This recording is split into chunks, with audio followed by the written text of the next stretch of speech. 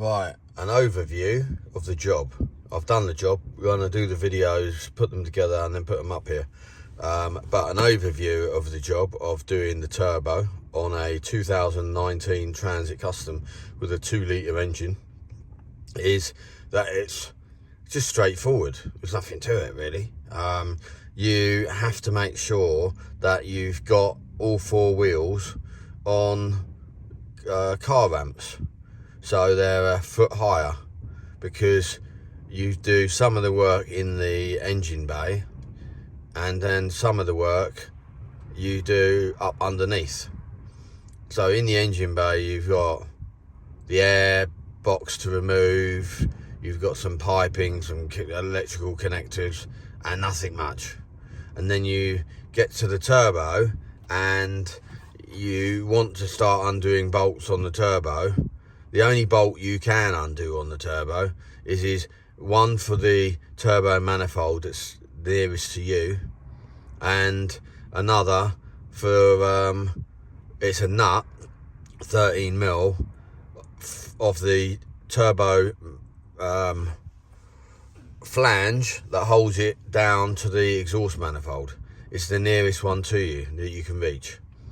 And then you've got to go underneath and you've got to drain the engine oil out, because with a new turbo or reconditioned turbo you've got to put new clean engine oil in there.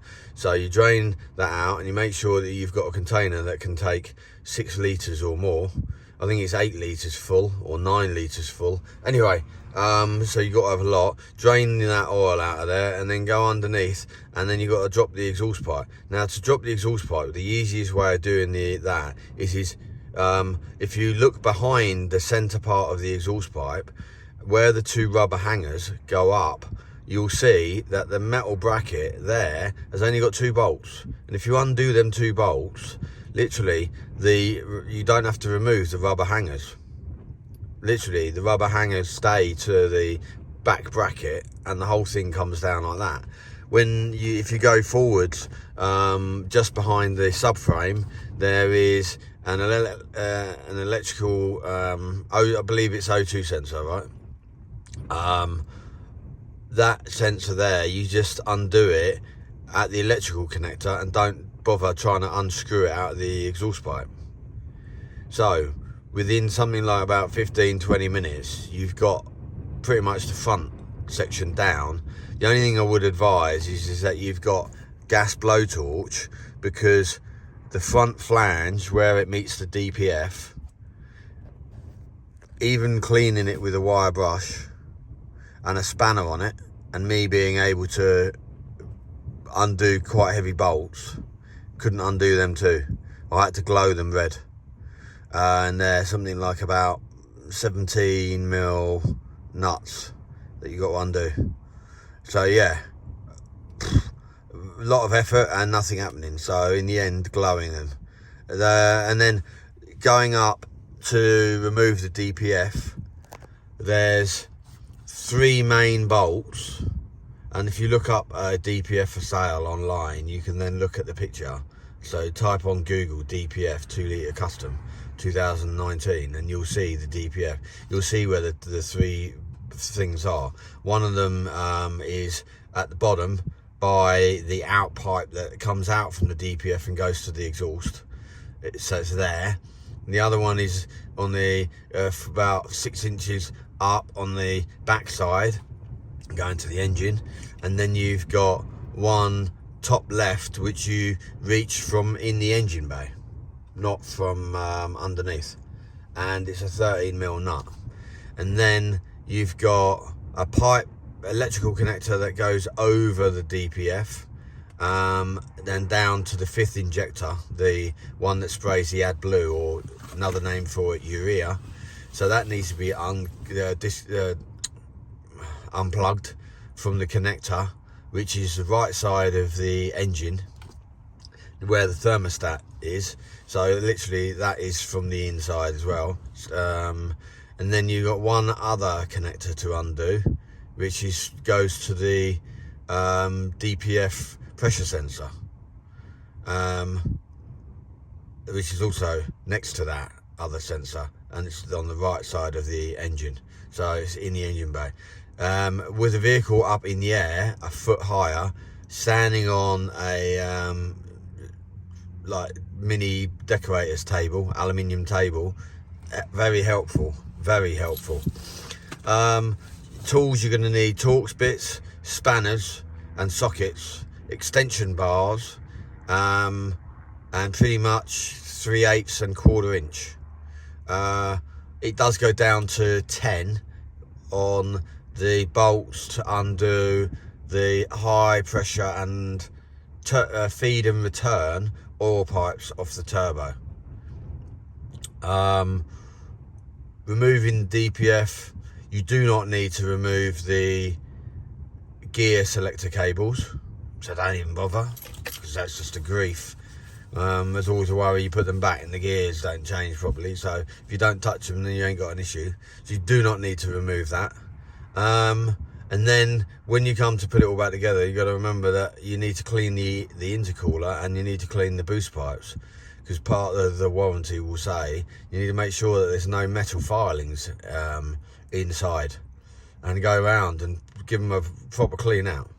How you do that is down to you, but airline pretty good. The intercooler, pig to remove. The DPF, when you got the DPF off, if you've got 2 days that you can wait, then basically stand the DPF up against the wall, get DPF cleaner, block over the bottom end exits, and fill the whole DPF up with DPF cleaner and leave it for a couple of days. When you get the DPF, you'll probably find that DPF to turbo gasket, which is a conical shaped gasket, you'll probably find that that is not actually included. They give you the other one, the turbo to exhaust manifold, but don't give you the one I've just mentioned. So I'll check, and you probably can only get that from Ford. Then putting it back together should be pretty much a reverse of that procedure. The new air filter, oil, and clean out the boost pipes and the intercooler. And then new, for the warranty, new feed and return pipes. And when you put in the turbo, just before you put the feed pipe on top, or the feed pipe on top, there's a syringe that you squirt oil down into the turbo, so that it don't start dry. When you come to put the turbo in place, you put the turbo in place and remove the turbo from underneath. As you're pulling it down, the best thing to do is to undo the feed and return pipes first, before removing all the bolts that hold the turbo to the exhaust manifold. And there's only 3. One you've undone from inside, leaning in over the engine from the front, and then the other 2 you've undone from being up underneath the vehicle.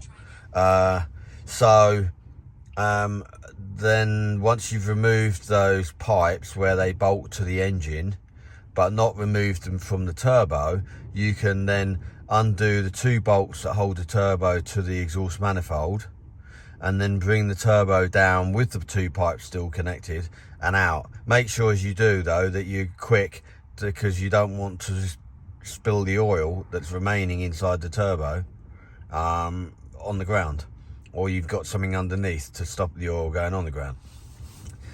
Then with the turbo out, warranty says that you should put new feed and return pipes, so new feed and return pipes to the new turbo, and then put it back up into reverse. Do everything that's just been mentioned, and super straightforward. And there you go. Got any questions? The video will be up soon, and yeah, good luck with the job.